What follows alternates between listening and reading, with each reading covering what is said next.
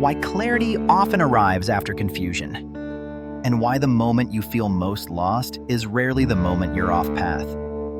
If you're confused right now, you might be telling yourself a quiet story, that you're behind, that everyone else figured something out you missed, that if you were more aligned, things would feel clearer. But confusion doesn't show up randomly. It shows up when something inside you has changed, and your old way of understanding life can't keep up anymore. Most people are taught that clarity comes first. You get the answer, then you move. But in real life, especially in spiritual growth, it usually goes the other way. First, things stop making sense. Old goals lose their pull, old plans feel empty, and the certainty you relied on quietly dissolves. That's not failure, that's transition. Confusion is what happens when an old version of you reaches its limit. It's the sound of an identity loosening, before a new one has fully formed. And here's the uncomfortable truth. If clarity came before confusion, you'd never change. You'd stay safe, predictable, small enough to control. So if confusion feels heavy right now, it may not be blocking your clarity. It may be preparing you for a deeper one. But that raises a question most people avoid. Why does confusion feel so threatening in the first place? That's when the mind tightens its grip. The mind is a pattern maker. It predicts, it labels, it plans. So when it can't see what's coming next, it doesn't feel curious. It feels unsafe. This is why confusion doesn't feel neutral. It feels urgent, restless, almost like something needs to be fixed right now. When answers disappear, the mind assumes danger. It starts replaying the past, scanning for mistakes, or projecting into the future, searching for certainty. But spiritually speaking, this panic isn't intuition. It's the ego losing familiarity. The ego survives on continuity, on knowing who you are, what you want, and how things usually go. So when life removes those reference points, the ego panics, not because something is wrong, but because it can't stay in charge. That's why confusion triggers behaviors that don't actually help. Overthinking, over-researching, rushing into decisions that at least feel like movement. The mind would rather choose the wrong answer than sit with no answer at all. But confusion isn't asking you to decide. It's asking you to stay present while something reorganizes. Because when the mind stops leading for a moment, something deeper begins to surface, and most people never let that part speak. So what happens if confusion isn't something to escape, but something to listen to? That's where the real shift begins. It's a signal most people misread. Confusion often appears right before a deeper shift in identity. Not a surface change, but a change in how you see yourself, your future, and what actually matters. Spiritually, this is the moment an old inner structure starts dissolving. The beliefs that once guided you no longer fit.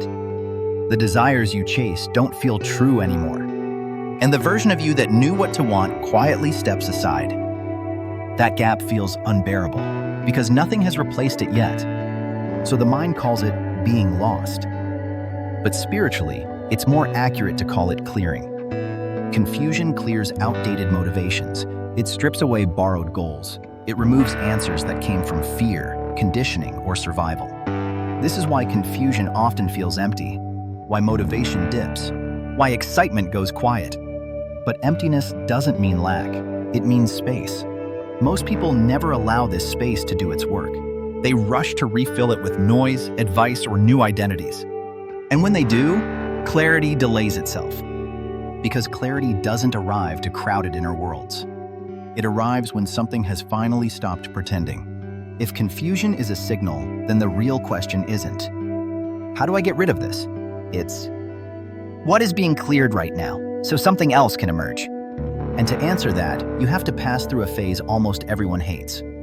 The in-between. This is the in-between. The in-between is the space where nothing feels solid. You're not who you were, but you don't know who you're becoming. There's no clear excitement, no clear fear, just a strange quiet mixed with uncertainty. This is where people say, I feel stuck. But stuck isn't the right word. You're unanchored. Old anchors, identity, goals, routines, have loosened. New ones haven't dropped yet. Spiritually, this is a liminal space, a threshold, a doorway between versions of you. And here's the hard truth. Nothing you do can skip this phase. If you rush it, you repeat it. If you distract from it, it waits. If you try to outthink it, it deepens. The in-between feels uncomfortable because it removes illusion. You can't pretend to know. You can't rely on autopilot. You have to feel your way forward. Most people escape here. They change jobs too fast. They jump into new relationships. They chase motivation instead of meaning. But those who stay, who allow the uncertainty without labeling it, experience something subtle beginning to shift.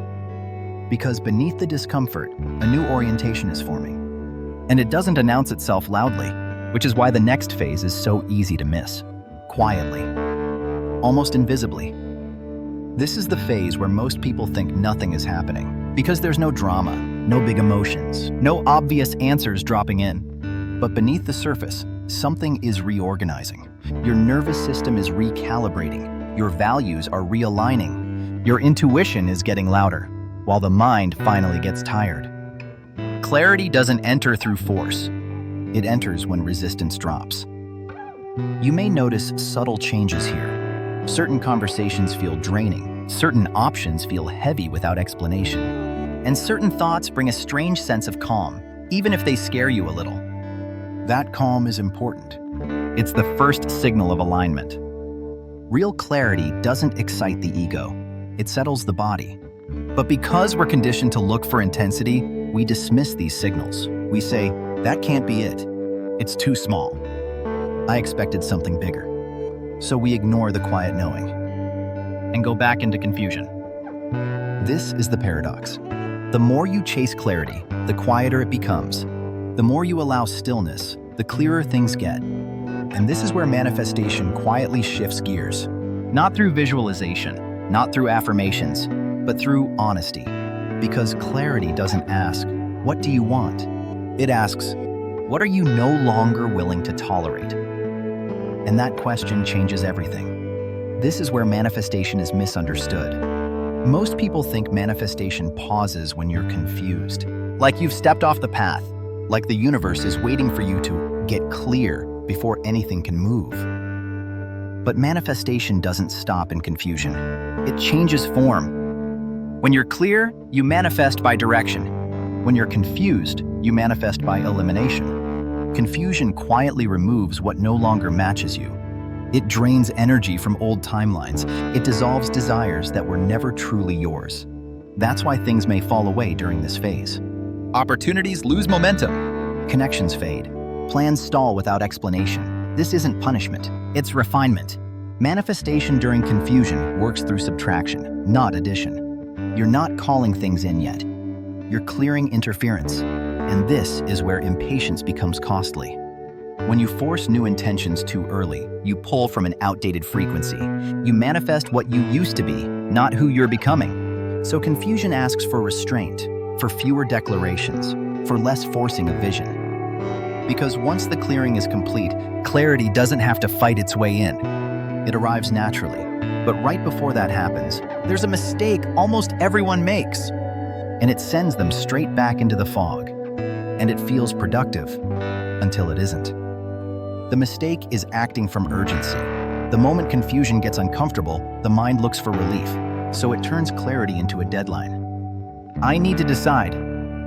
I can't stay here. Something has to change now. But urgency isn't intuition. It's discomfort asking for control. When you act from urgency, you don't move forward. You move away from the feeling. You choose options that reduce anxiety, not ones that reflect truth. You say yes because it ends uncertainty.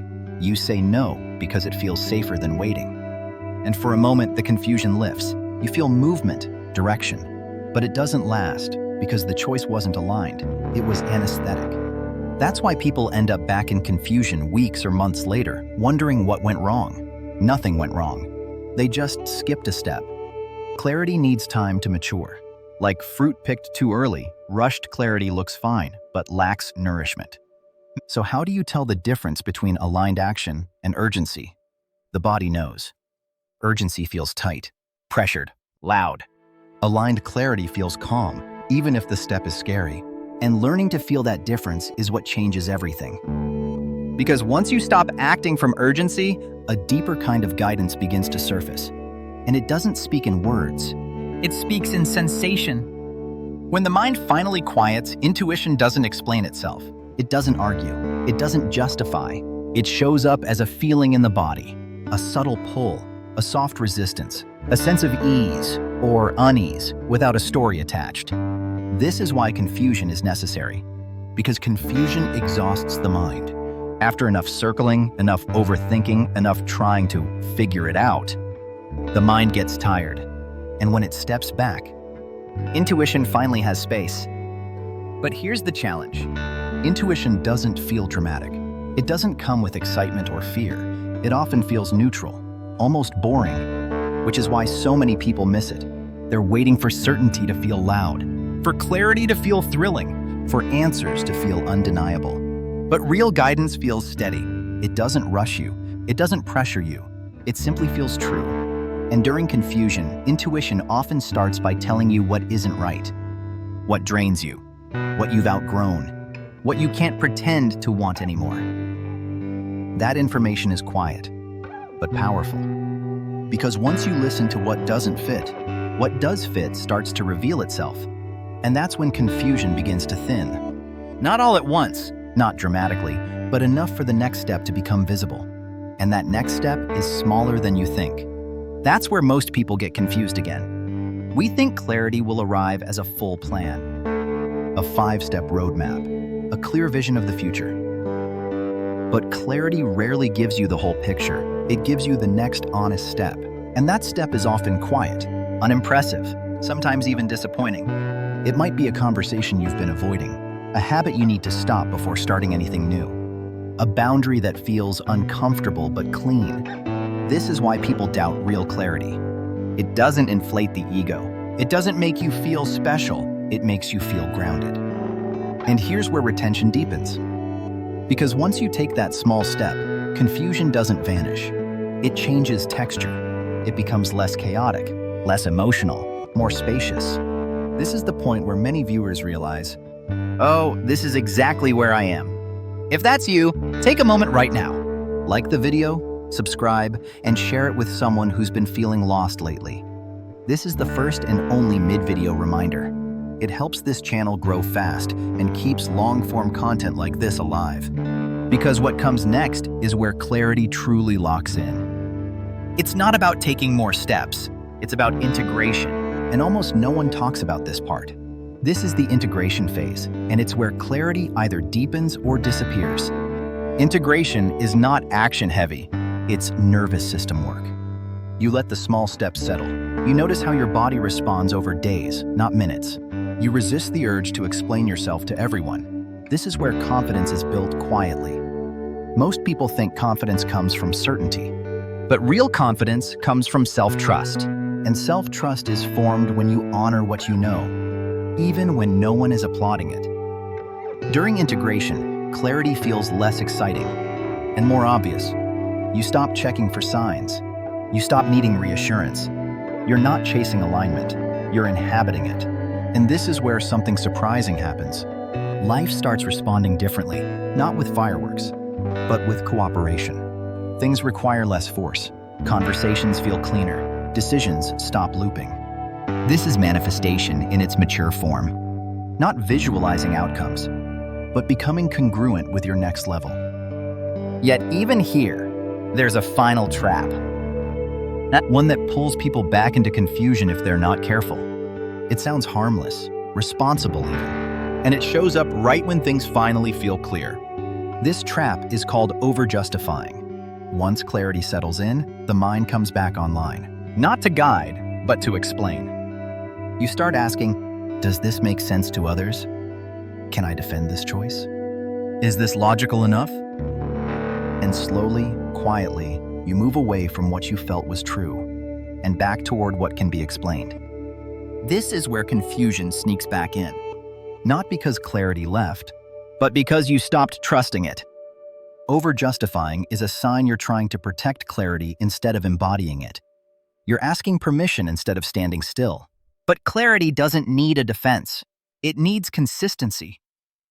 The more you live it, without narrating it, the stronger it becomes. The more you explain it too early, the weaker it feels. This is why some people say, "I knew what I needed to do, but then I talked myself out of it." They didn't lose intuition. They replaced it with logic too soon. Clarity matures in silence, in repetition, in lived experience. And when you allow that, confusion doesn't return the same way, because now you recognize it. And that leads to the final realization, the one that changes how you see confusion forever. This is the realization that reframes everything. Confusion isn't a detour on the path. It is the path, at certain stages. In many spiritual traditions, confusion appears right before initiation, not as punishment, but as preparation. Initiation isn't about gaining knowledge. It's about losing false certainty. You can't step into a deeper level of alignment while clinging to old explanations of who you are. So confusion strips them away. It humbles the mind. It quiets the ego. It forces you to feel instead of label.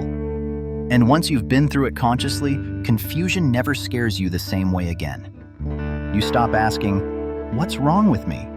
and start asking, "What's changing in me?" That shift alone is clarity. Because now when confusion returns, as it always does before growth, you don't rush, you don't panic, you don't abandon yourself. You recognize the threshold and you wait. Not passively, but attentively. Because you know what comes next. And that knowing is what real clarity feels like. This is where freedom actually begins. When you no longer need everything to make sense, you move differently through life. You stop demanding guarantees before you act. You stop waiting for perfect clarity to start living. You trust your ability to adjust because you've done it before. This doesn't make you reckless. It makes you resilient. You learn to walk forward with partial information, to listen instead of rush, to let life reveal itself step by step. And paradoxically, this is when clarity arrives faster. Because clarity isn't blocked by confusion. It's blocked by fear of confusion. Once that fear dissolves, growth accelerates naturally. This is also when manifestation becomes effortless. Not because you're trying harder, but because you're no longer fighting transitions. You allow endings. You allow pauses. You allow uncertainty to do its work. And life meets you there. Now, if this video has stayed with you this long, it means something here matters. So this is the second and final invitation. If this perspective helped you, like the video, subscribe and share it with someone who's in a season of confusion. That support allows this channel to grow and create more long-form work like this. Let's close with one last truth to carry forward. Let this land. Clarity doesn't arrive to people who rush. It arrives to people who stay present long enough for something deeper to speak. Confusion is not a sign you're failing at life or manifestation. It's a sign you're between identities, between ways of seeing, between versions of yourself. Nothing has gone wrong. The fog you're in isn't there to block you. It's there to soften your grip on what no longer fits. And once that grip loosens, clarity doesn't have to fight its way in. It arrives naturally. Quietly, almost gently. You won't need to announce it. You won't need to defend it. You'll just know the next honest step and take it. So if you're confused right now, don't rush to escape it. Don't label it as failure. Don't try to outthink it. Let it work. Because confusion doesn't come to stay. It comes to prepare. And clarity always follows. Yeah, not when you demand it, but when you're ready to receive it.